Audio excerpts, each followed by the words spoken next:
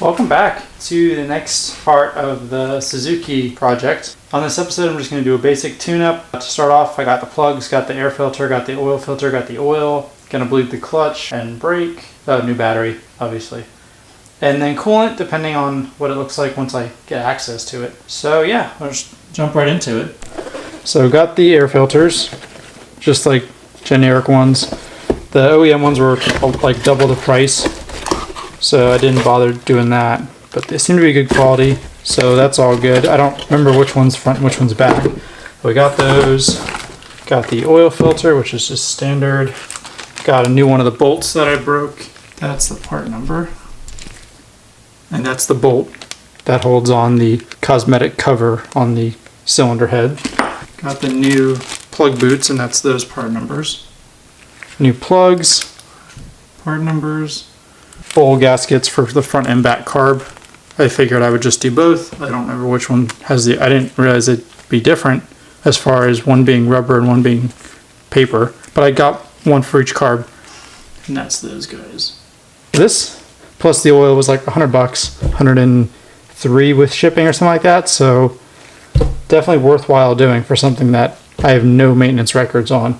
So yeah, to start off, just going to throw the plugs in, the little boots on. Oil change will come later once I can run the bike and get up the temperature. Those carb gaskets can happen after I take the tank off, as can the filters. You know what, let me, I'm going to blow out the cylinders like around the spark plug before I take the plugs out again, just in the off chance there's dirt down there. See? That's exactly why I wanted to do that.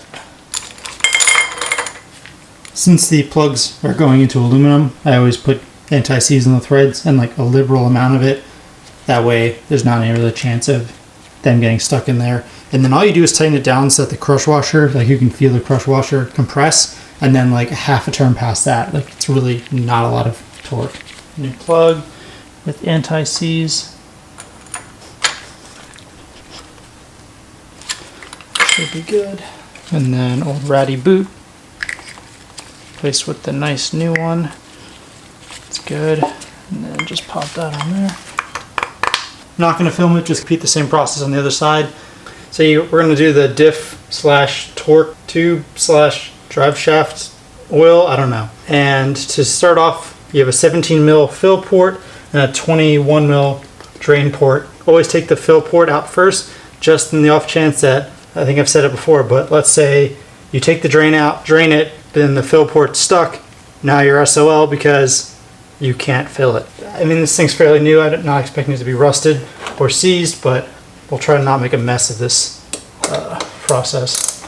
Supposedly, it only takes like 4 ounces of like 80-90 oil, and we should have it overflowing, yeah, out the fill port. Looks really good. I mean, smells as disgusting as it should be. Probably doesn't need replacing, but I don't know the history, so might as well just do it. A little bit of metal material in the drain plug, which has a magnet in it, but really nothing too concerning. So yeah, according to what I found online, this thing's only supposed to have like 4 ounces of gear oil in it. Just gonna let that slow down, and then we'll put the fill plug back in. Gonna go ahead and take out the 4 8 mils that hold this on, then we'll start bleeding it.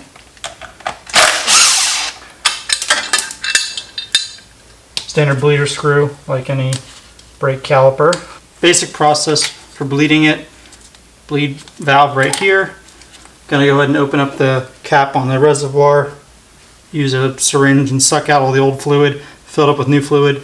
Pump the clutch lever and then hold it. And while holding it, simultaneously open this valve and bleed it out, and just keep doing that process until the fluid that comes out has no air bubbles in it and also looks nice and clean like the fluid you've just put in. Got the master cylinder filled up with new fluid, and I'm just going to start pumping it. And you're going to hold it and then open the valve, close it, and then pump again.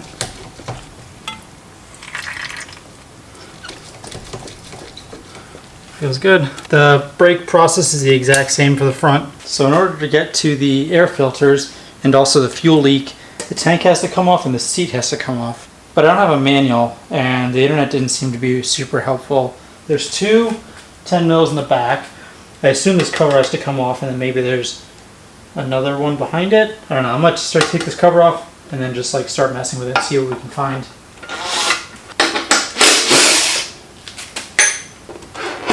Oh, that's a lot easier. So each of the side covers have a single 10 mil that holds them in, and then at least 1 or 2 flared pins that they sit on. Now see how the seat comes off. No.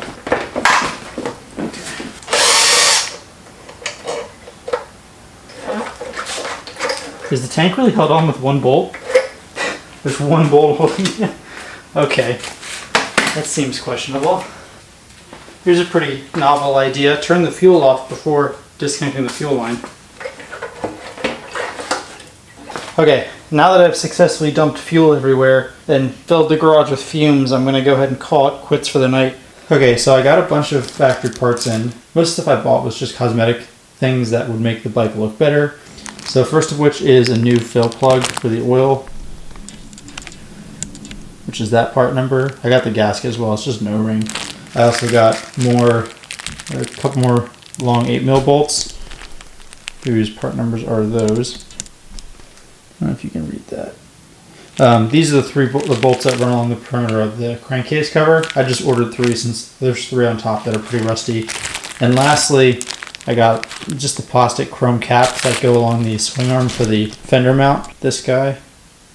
So I'm just going to throw these on real quick, and then we'll go ahead and move on to replacing the air filters. These caps just go like that. There we go.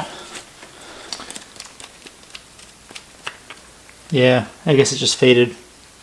Anyways, new one with the new O-ring.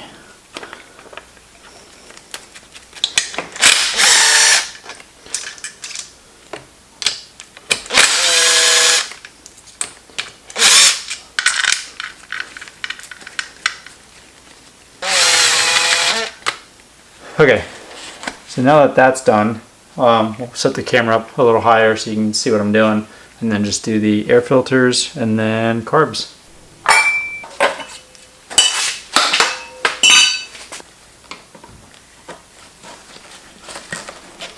There we go. So it looks like this filter just sits in this housing and is actually just attached to the housing with these 3 little Phillips screws. That's pretty simple. No, there's a bracket there, it needs to come off as well. There we go. Filter looks really good actually. If I hadn't already ordered one, I would probably just blow this out with a compressor and reused it.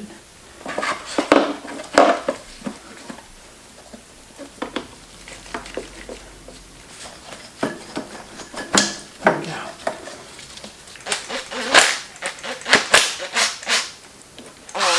As expected, the bowl screws have already been messed up, and I messed them up more, so I have to order more of those. So that's pretty cool. But we got 3 of 4 out. Okay, got that out of there. Just pull this apart. Go. It's got some crud on it. Not great. Good thing I did this. And there's a chunk of something sitting right there. Whatever that is. It's all cleaned up. There's one little hole that the diaphragm sits in to line it up. Okay, that's all good. Okay, so I'm gonna go ahead and take a Dremel, cut a flat side in this, and we'll get that bolt out. Looking at what I saw in the needle, there is definitely varnish in that bowl. And for those who are worried about safety, got my glasses on and have a fire extinguisher within reach, so we are good. That should be enough. Yes, perfect. It's almost like I've had to do this a million times before. Oh yeah, not super bad. There's definitely congealed crap that has turned to gel. We'll just go ahead and get this cleaned up, wire brushed, needle file the jets, even though I don't think they need it, and then slap it back together. Okay, so I got this mostly cleaned up so far. All I did was just spray it out a little bit. We're just trying to get the majority of the varnish off. And there's like this cruddy stuff. It kind of looks like it seems to be on the front and the back. So I wonder if there's like a hole through the carb, and they've put like a putty on it to try to seal it, which I don't understand. Oh, the bowl has fuel filling the one side. I don't know if you can see it. There's a little air bubble right here, so when I wiggle it, it moves around. It's only half the bowl, which is interesting. That's our issue then. So this putty crap that is on the side of the carb here looks like a hole that someone drilled through. And then if you look on the bowl, there's a hole in the bowl. So I wonder if someone was, I don't know why they would do it, but it looks like they drilled through the carb and also through the bowl. I don't know why they would do that, but they did. So that's really stupid. But yeah, that's our issue. That's why it was flooding. So it was basically reading as empty and kept dumping fuel even though it was already full, which would explain why it would only dump fuel after a certain period of time of trying to start it. So right there, that dark spot is a hole that they drilled in the carburetor. Why would you do that? That's literally the dumbest thing I've ever seen. I wonder if someone's trying to sabotage this. That would be really dumb. Seeing the situation with that sticker they spray painted over, I feel like this was owned by a man-child, and they're just really dumb. But yeah, in the meantime, I'll just order a new float and the other hardware that I damaged. In any case, though, I got it cleaned up, got the bowl cleaned up. As you remember, there was a bunch of crud in the bottom. It even discolored it. It's been sitting, I guess, long enough that it like removed the coating. I assume it's anodized or nickel plated, but you can see it's discolored there. There we go. Okay, that stayed with it. This one looks like it's in a lot worse condition. And there's only 2 bolts that hold it in. So I'm wondering if the person who had it before just did the front one because it was easier. But seeing how the front carb was, I'm going to go ahead and just do it and get it out of the way. And replace the gasket, obviously, while I'm at it.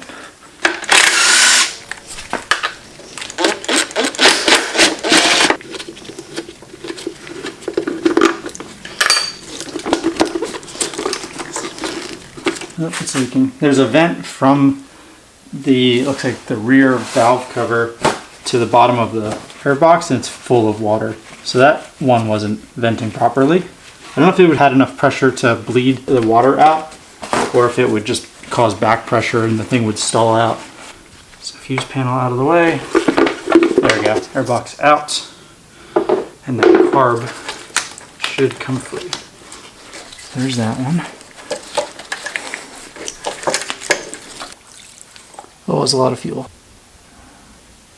Bowl definitely has crud in it. A little bit of congealed stuff, but all in all, not super bad. Just gonna do the same process, clean it up, wire brush it, and then new gasket, and be good to go. Are you fucking filming you? Fairly well cleaned up. This one has a paper style gasket.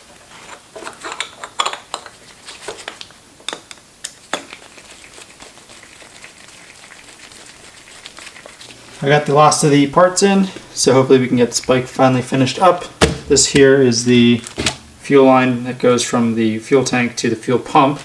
This is the fuel line that goes from the pump to the rear carb. This is the fuel bowl float.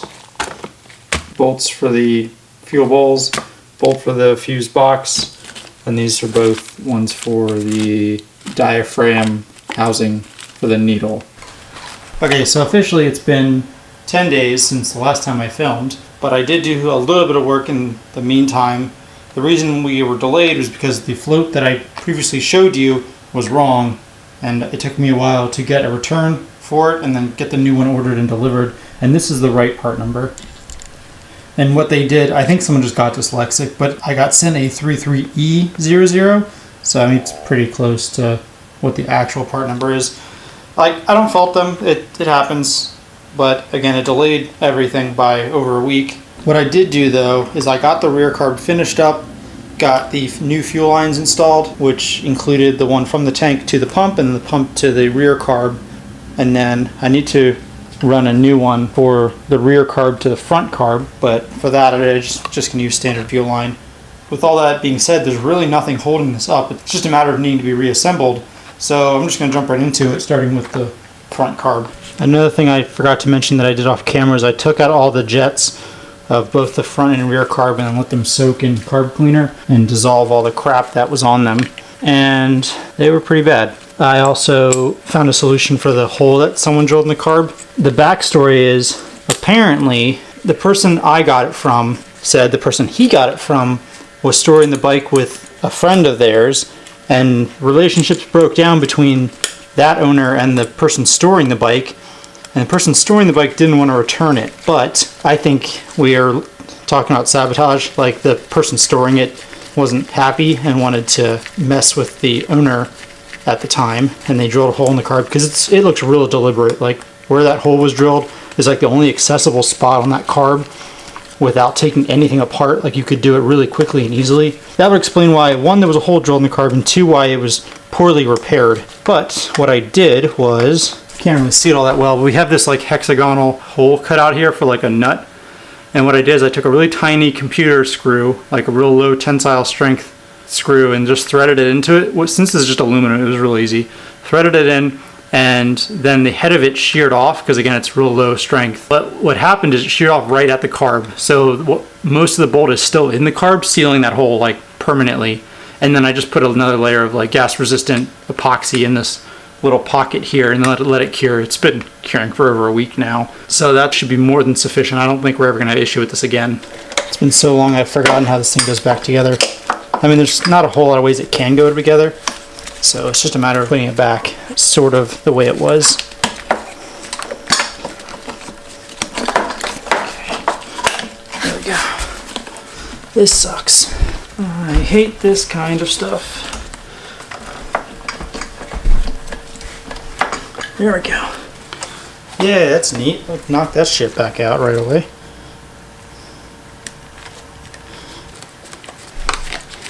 Okay, there's that. This vent line can go back on there. Sort of, somewhere, whatever. I don't remember how this wiring was in here. I think it was just like laid in here. All shittily. I went ahead and got the fuel line run from the rear carb to the front carb. And I just use standard fuel line that's also rated for E85 just to help future-proof any unnecessary ethanol breakdown. I didn't bother doing a factory replacement line for this line just because I looked at the factory one and there's no real hard angles that a molded factory one would do better than a just standard fuel line. So I just opted to do regular fuel line for that. So now I just got to bolt check the rear carb because I forgot where I left off. And then we can go ahead and throw the rear air box in and get the wiring finished up. I'm going to go ahead and leave the seat and fuel tank off. That way tomorrow when we get to roll this outside to fire it up, I can just leak check everything, and because I'm not going to ride it, I'm just going to let it get up the temperature and monitor everything. I'm pretty sure I showed it before, but what the previous owner had did was they took this vent line, which is the vent for the rear cylinder, and put it here, which is a drain. So I don't know how much of a problem it was, but if water got in here and blocked this vent enough to the point that it couldn't vent pressure, this thing would probably only run for, I don't know, a couple minutes before it built up too much back pressure and shut off. So, I mean, something simple that was easy to catch. So now we can go ahead and throw this all back in and it'll be right. So it should be good on that. I'm gonna go ahead and not film it, but I'm gonna go to the other side and do all the other mounting the fuse box and stuff. Okay, so I went ahead and got everything back together. So now it's just a matter of rolling it outside and starting it up. And in order to do so, I'm gonna leave the tank and seat off like I said, but I'm gonna use a little mower gas tank.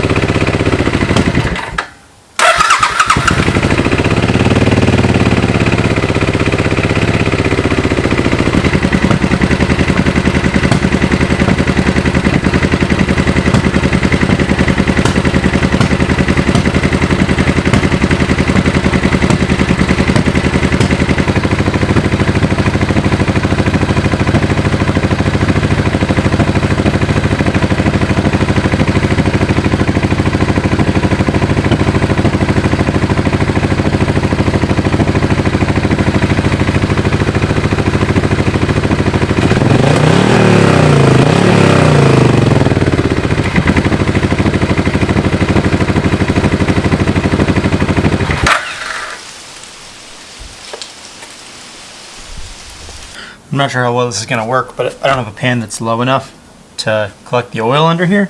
So I cut a gallon container, and that probably only holds a quart. And this motor holds like 3 quarts. So this is going to be a mess.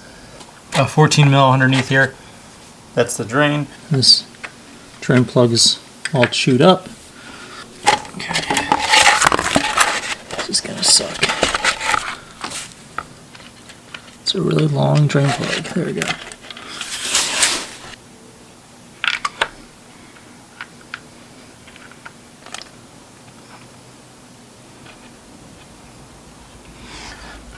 And that oil does not look good. I mean, if you remember, we put like a quart and a half of fresh oil in it, as well as Marvel mystery oil to help mix up the old stuff. But this is quite dark for having only run for a minute or two. So the Marvel did a good job, for this engine's just really dirty inside. I know you can't really see anything since we're shooting into the daylight, but this all looks pretty good. And it's just gonna take this old filter off, clean up the mating surface, and then pre-fill the new filter and then throw that filter on there. I think it's actually like 2.5 quarts total capacity. The quart is 946 milliliters and we need 2400 milliliters, so that should be like 2.5 quarts or so. But we have a little window down here too, so what I'll do is I'll put 2 in and then add as necessary until the oil level's wherever it's supposed to be, and then we'll run it again and then just double check that level and add as necessary. And otherwise we're good to go on service on this thing. Alright, so that was, a little bit of an issue, but all in all, not bad. Given the fact that we're now out of riding season, I have, I guess, 4 months or so to get the rest of the bike sorted. And what is left to be done is remove the broken stud from the head, get the body parts painted, reassembly, and that's it. So as far as painting goes, it's all a matter of finding someone willing to do it quickly, properly, and cheaply, and one of those may have to be compromised. The ideal turnout is find a body shop to do it, remove both the fenders, the side cover, and the tank, get all the badging off. I'm going to sell this eventually, and if I'm going to go through the effort of having it painted, I'm going to do something that's more universally liked. And all these bikes, everyone I've ever seen has been black. I wouldn't be opposed to doing black again and then doing like a little metallic or something in it just to make it a little bit different. So that'll be another episode, but for now, we'll call it here. I'm just going to tidy up some small things like that bolt, and I don't even remember what else. There's a couple little things. But yeah, probably won't be seeing this project for a little while. We'll just get back on completing another project. So yeah, with all that being said, thanks for watching and stay tuned.